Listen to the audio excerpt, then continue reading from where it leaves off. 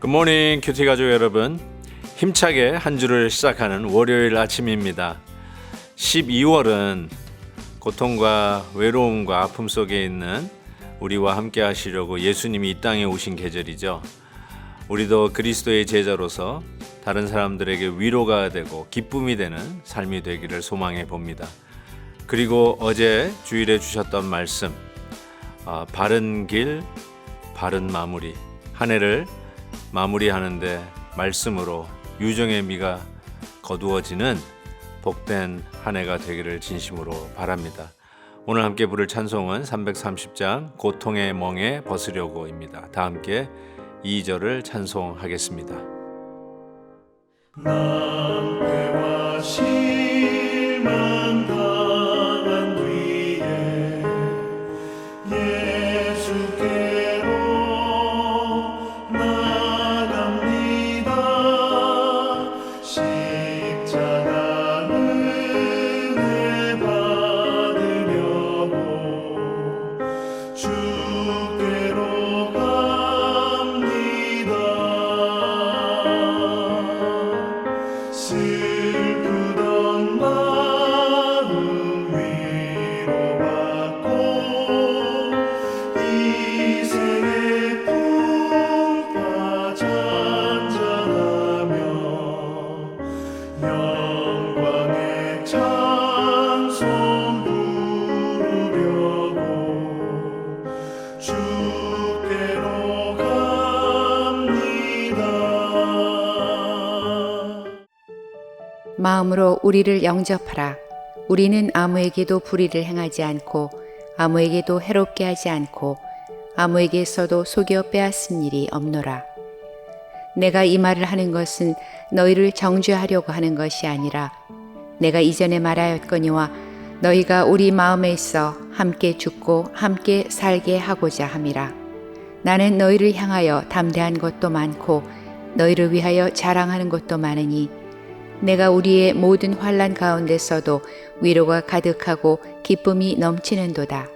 우리가 마게도냐에 이르렀을 때에도 우리 육체가 편하지 못하였고 사방으로 환난을 당하여 밖으로는 다툼이요 안으로는 두려움이었노라. 그러나 낙심한 자들을 위로하시는 하나님이 디도가 오므로 우리를 위로하셨으니 그가 온 것뿐 아니요 오직 그가 너희에게서 받은 그 위로로 위로하고 너희의 사모함과 애통함과 나를 위하여 열심 있는 것을 우리에게 보고함으로 나를 더욱 기쁘게 하였느니라. 그러므로 내가 편지로 너희를 근심하게 한 것을 후회하였으나 지금은 후회하지 아니함은 그 편지가 너희로 잠시만 근심하게 한 줄을 알미라. 내가 지금 기뻐함은 너희로 근심하게 한 까닭이 아니요 도리어 너희가 근심함으로 회개함에 이른 까닭이라. 너희가 하나님의 뜻대로 근심하게 된 것은 우리에게서 아무 해도 받지 않게 하려 함이라. 하나님의 뜻대로 하는 근심은 후회할 것이 없는 구원에 이르게 하는 회개를 이루는 것이요 세상 근심은 사망을 이루는 것이니라. 보라, 하나님의 뜻대로 하게 된 이 근심이 너희로 얼마나 간절하게 하며 얼마나 변증하게 하며 얼마나 분하게 하며 얼마나 두렵게 하며 얼마나 사모하게 하며 얼마나 열심 있게 하며 얼마나 벌하게 하였는가. 너희가 그 일에 대하여 일체 너희 자신의 깨끗함을 나타내었느니라. 그런즉 내가 너희에게 쓴 것은 그 불의를 행한 자를 위한 것도 아니요 그 불의를 당한 자를 위한 것도 아니요 오직 우리를 위한 너희의 간절함이 하나님 앞에서 너희에게 나타내게 하려 함이로라. 이로 말미암아 우리가 위로를 받았고 우리가 받은 위로 위에 디도의 기쁨으로 우리가 더욱 많이 기뻐함은 그의 마음이 너희 무리로 말미암아 안심함을 얻었음이라.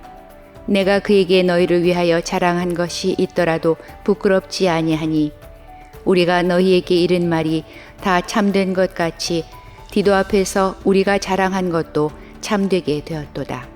그가 너희 모든 사람들이 두려움과 떨므로 자기를 영접하여 순종한 것을 생각하고 너희를 향하여 그의 심정이 더욱 깊었으니 내가 범사에 너희를 신뢰하게 된 것을 기뻐하노라. 오늘 본문 말씀은 2절부터 시작되는데 어제 본문 1절로 끝났죠. 영과 육이 모든 더러운 것에서부터 깨끗함을 받으라라고 권면하면서 오늘 본문이 시작이 됩니다. 도대체 어느 것에서부터 무엇으로부터 깨끗함을 받으라고 바울은 이야기하는 걸까요? 아마 바울이 이 고린도 교회 성도들을 인해서 심각한 어떤 오해가 있었던 것이 분명한 것 같습니다. 그래서 오늘 말씀에 나름 변증을 하고 계시는데 우리는 아무에게도 불의를 행하지 않았다. 불의를 행했다는 이런 헛소문이 돌고 있었던 것이죠. 또 하나는 사도 바울은 우리를 해롭게 하는 자다라고 하는 또 소문도 있었고요. 또 2절 마지막 절 보니까 아무에게서도 속여 빼앗는 일이 없노라. 즉 무슨 사기를 쳐서 성도들에게 어떤 물품을 빼앗아간 일이 있다라고 하는 것 같습니다. 미루어 짐작하건대 아마 헌금을 보냈겠죠. 사도 바울의 이런 복음 사역을 위해서 어느 성도님들은 기꺼이 자기의 물건을 내놓았겠죠. 근데 그것을 시기 질투하는 눈으로 보는 사람들에게 있어서는 사도 바울이 뭐라고 꼬셨길래 저렇게 물품을 빼앗아 갔나? 틀림없습니다. 이러한 소문이 교회 안에 있었던 것이죠. 그것이 얼마나 사도 바울의 마음에 이 화살이 꽂히듯이 아팠을까 싶어요. 그래서 이 고린도 후서를 쓰는 이유도 그 일에 대한 어떤 정정 혹은 변증을 하기 위해서 이렇게 편지를 쓰게 되는데 복음에 위하여 뛰는 사역자들이 이러한 소문에 시달릴 때 가장 많이 지친다는 사실을 우리는 다시 한번 상기해 보게 됩니다. 그래서 이 편지를 쓰는데 이 편지 전에 그 일로 인해서 정말 눈물의 편지를 썼다고 하지 않습니까? 그 편지를 보내놓고 바울이 많이 근심에 쌓였다라고 이야기합니다. 이 강한 편지를 읽고 혹시라도 성도들이 시험에 들지는 않을까 이런 강한 어조로 편지를 썼는데 혹시 믿음을 떠나는 자는 없을까 이런 아마 목회자의 근심이 있었던 것 같은데요. 그런데 그럼에도 불구하고 이 성도들이 오히려 그 편지를 받아들고 회개하고 오히려 하나님 앞에 바로 서는 이런 보고를 듣게 된 것입니다. 그래서 너희들이 나의 기쁨이다라고 사도 바울은 이야기를 하고 있는 것이죠. 그러면서 고전분투하고 있는 바울에게 조금이라도 힘이 되기 위해서 디도를 보냈습니다. 그래서 디도가 왔는데 오늘 6절 말씀 보니까 낙심하는 자들을 위로하시는 하나님이 디도가 옴으로 우리를 위로하였으니 참으로 이 디도라고 하는 인물 사도 바울이 후에 내 영적인 아들이라고까지 이야기하는 그 디도가 그렇게 위로가 되었던 것입니다. 성도님들 이렇게 우리 교역자들을 참 물심양면으로 이렇게 같이 해주시는 성도님들이 계시잖아요. 그냥 얼굴만 봐도 이렇게 힘이 되고 또 그냥 지나치면서 목사님 화이팅 하면서 응원하시는 그 성도님들 그 예배 드리는 모습만 봐도 어디서 솟구치는 힘인지 막 힘이 납니다. 정말 우리 베델 교회도 또 많은 교회에서도 이렇게 사역자들을 옆에서 돕고 위로가 되는 성도님들이 계십니다. 얼마나 큰 힘이 됐을까 생각을 해보게 되는데요. 사랑하는 성도 여러분, 복음을 위해서 수고하는 자들에게 같이 힘이 되어 주시지 않겠습니까? 여러분만 보면 사역자들이 이렇게 막 힘이 나고 위로가 되고 기뻐하게 되는 그런 존재로서 주님의 몸된 교회를 섬기는 충성된 일꾼이 되시지 않겠습니까? 혹이라도 얼굴만 보면 근심이 되고 얼굴만 뵈면 이거 또 무슨 문제를 일으킬까 이렇게 염려나 일으키는 자가 아니라 정말로 하나님의 나라를 위해서 위로와 기쁨이 되는 믿음의 동력자들이 되어주시기를 진심으로 소원합니다. 이 세상에는 참으로 많은 사람들이 여러 가지 역할을 하는 것 같습니다.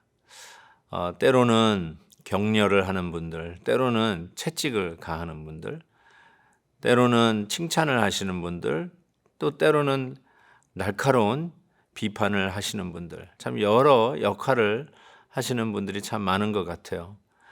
분명한 것은 주님의 몸된 교회를 세워가는 일에 하나님이 세우신 사역자들에게 그 무엇보다도 필요한 것은 위로자, 또 같이 있기만 해도 기쁨을 주는 자, 이런 자들이 아닐까 이런 생각을 해보게 됩니다. 진정 한 주를 시작하면서 우리가 어느 길을 선택해야 되는가, 어제 주셨던 말씀도 기억하면서 늘 선택의 기로점에 있으십니까? 위로자가 되십시오. 격려자가 되십시오. 그리고 따뜻한 한마디로 끌어내리는 자가 아니라 세우는 자가 되십시오. 분명히 여러분의 선택에 달려 있습니다. 아름다운 2022년의 한 해를 마무리하고 싶다고요?